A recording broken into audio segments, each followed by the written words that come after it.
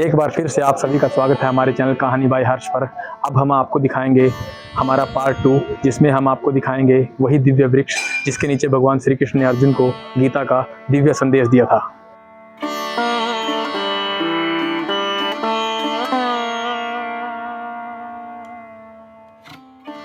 जैसा कि हमने आपको अपने पहले पार्ट 1 में यहाँ की झलक के साथ साथ महाभारत की झांकियाँ और वो बाहरी आक्रमणों वाला प्राचीन शिव मंदिर दिखाया, आगे की हमारी यात्रा उस वृक्ष तक पहुँचने की थी जो हम और आप देखना चाहते हैं। हम आपको अपने साथ लेकर चलते हैं, जिसके देखने का हमें बहुत बेसब्री से इंतजार हो रहा था। वही गीता उपदेश का साक्षी अक्षय वट वृक्ष जिसके नीचे भगवान ने अर्जुन को आज से 5500 वर्ष पहले गीता का वो अद्भुत ज्ञान दिया, जिसने मानव को जीवन की एक अनोखी राह दिखाई।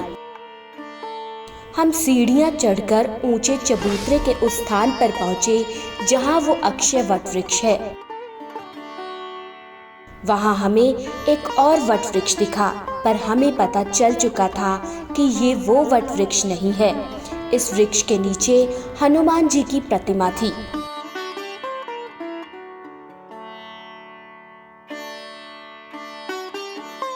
आगे थोड़ी दूरी पर भगवान के कल्कि अवतार के दर्शन किए और फिर हमारा और आप सभी का इंतजार खत्म हुआ, क्योंकि हम पहुंच चुके हैं उस अक्षय वट वृक्ष तक।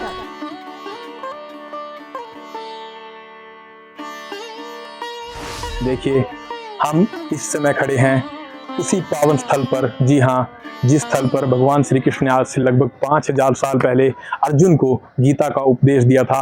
आप देख सकते हैं इस अक्षय वट वृक्ष को, जिसके नीचे भगवान श्री कृष्ण ने आज से लगभग 5000 साल पहले अर्जुन को गीता का दिव्य संदेश दिया था।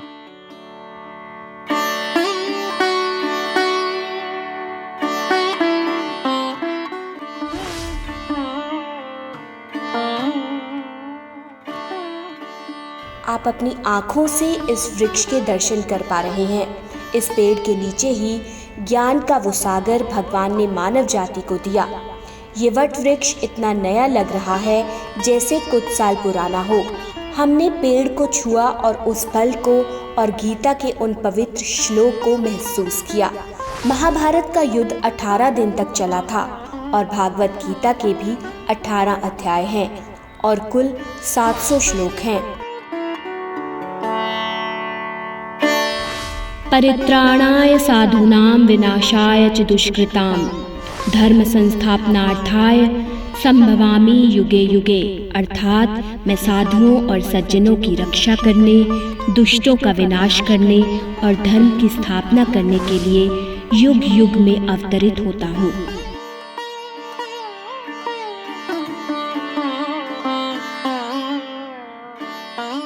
कहते हैं कि फिर इसी जगह पे आके अर्जुन का जो मोह था वो पूरी तरह से भंग हो चुका था। इसी जगह से युद्ध का शुरुआत हुआ और अंत में आके युद्ध यहाँ समाप्त हो गया।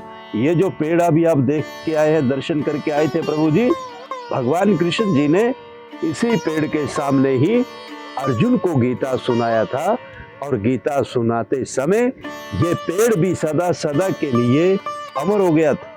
तभी इस पेड़ का नाम पड़ा अक्षय वट। अक्षय मैंने जिसका क्षय ना हो, जो खत्म ना हो, हमेशा हमेशा के लिए जो जिंदा रहता है, अमर रहता है, उसको हम अक्षय वट बोलते हैं। बहुत सारे श्रद्धालु इधर में आते हैं, पेड़ को नमस्कार करते हैं और जो उनका मनोकामनाएं होता है वो इधर से पूर्ण किया जाता है। प्रभु जी आप जाएंगे तो जाते समय आप पेड़ का परिक्रमा भी कर सकते हैं। उसमें एक मंत्र बोला जाता है, ओम नमो भगवते वासुदेवाय। हमने इस वृक्ष की परिक्रमा की और एक खुशी महसूस की। हम खुद को भाग्यशाली महसूस कर रहे हैं कि हम इस अक्षय वट वृक्ष के दर्शन कर पाए। अक्षय वट वृक्ष यानी बड़ का पेड़, ये हमेशा यूं ही हरा भरा रहता है, पतझड़ हो या कोई भी मौसम हो, क्योंकि ये उस संवाद को सुनकर अमर हो चुका है। इस वृक्ष की बहुत सी शाखाएं नीचे जमीन में धसी हुई हैं। इन्हें दाढ़ या जटा भी बोला जाता है।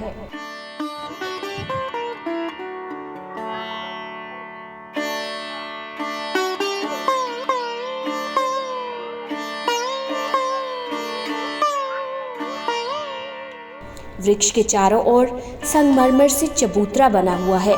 इस चबूतरे को 1924 में महाराजा दरभंगा ने बनवाया था।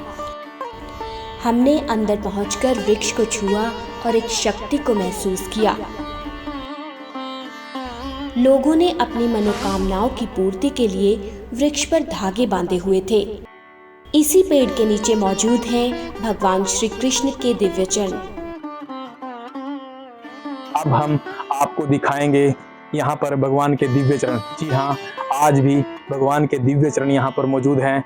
जब भगवान श्री कृष्ण और अर्जुन यहाँ पर आए थे, भगवान ने यहाँ पर गीता का उपदेश दिया था।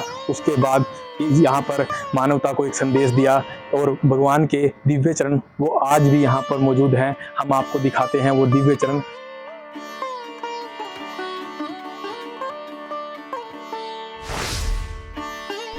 हमें एक अलग अनुभूति हुई क्योंकि यह हमारे लिए किसी सौभाग्य से कम नहीं था। इस एहसास को शब्दों में बयां नहीं किया जा सकता।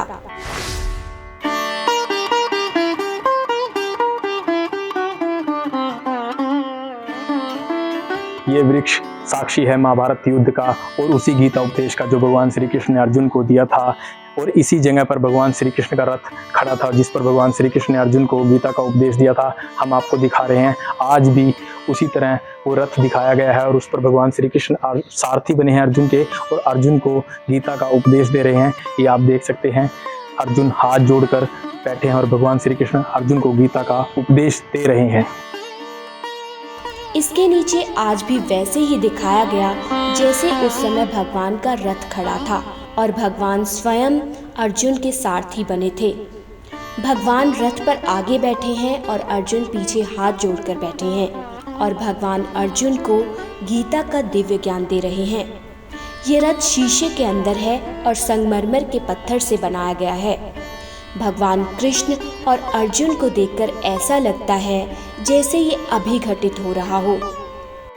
अब हमने अक्षय वट वृक्ष के दूसरी ओर वेदव्यास जी और भगवान गणेश के दर्शन किए।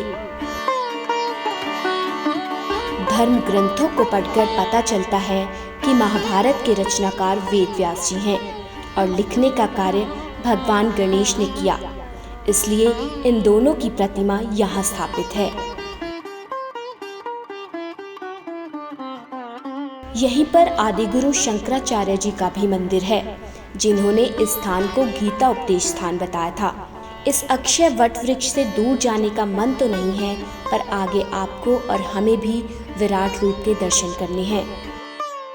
महाभारत के युद्ध में अर्जुन ने जब अपने रिश्तेदारों और सगे संबंधियों को देखा तो हथियार त्याग दिए और जाकर रथ के एक कोने में बैठ गया।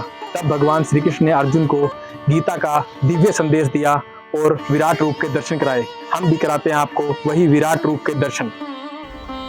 हम अब पहुंच चुके हैं विराट रूप के सामने।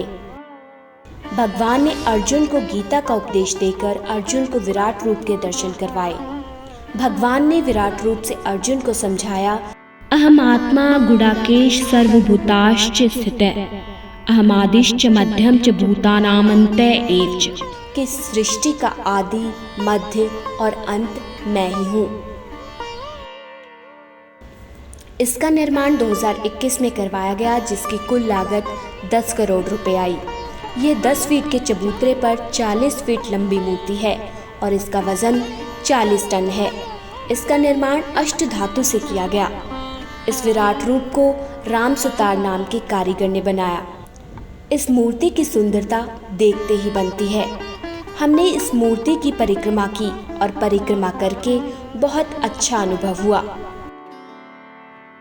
इसको 3 साल लगे नोएडा दिल्ली में बनाने में, जो कि 3 वर्ष लगे थे इसको, और आज ये यहाँ पर ये मूर्ति लगाई गई है और यहाँ पे भी इसको लगे हुए 3 ही वर्ष हो चुके हैं। और जिस कलाकार ने इसको बनाया है उनका नाम है राम सुतार।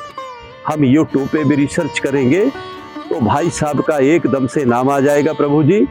तो सबसे पहले मैं आपको जो ये फेस लगे हुए हैं इधर में देख, सबसे पहले है भगवान परशुराम जी, फिर हनुमान जी, फिर है ग्रीव, ब्रह्मा जी हैं, भगवान कृष्ण जी हैं, शंकर जी हैं, गणेशा जी हैं, नरसिंह है और लास्ट में राजा बलि है। और 10वां जो अवतार माना गया है वो शेषनाग के रूप में भी प्रभु जी माना जाता है, विष्णु के रूप में भी माना जाता है। प्रभु जी आप चाहेंगे तो हम विराट रूप का भी परिक्रमा कर सकते हैं, उसमें भी प्रभु जी यही मंत्र बोला जाता है, ओम नमो भगवते वासुदेवाय। प्रभु जी ऐसा इधर का जानकारी है। इस जगह पर शाम को लाइट एंड साउंड शो चलाया जाता है जिसमें महाभारत की झलकियाँ दिखाई जाती हैं, जिसकी टिकट महज 30 रुपये है। जब कभी आप यहाँ आएँ तो ज़रूर देखें। अब हम आपसे विदा लेते हैं, मिलेंगे किसी और पवित्र स्थान पर। आशा करते हैं कि आपको हमारा ये प्रयास ज़रूर पसंद आया होगा। हमारे साथ बने रहने के लिए चैनल को लाइक करें, शेयर करें और सब्सक्राइब ज़रूर करें। जय श्री राधे कृष्णा।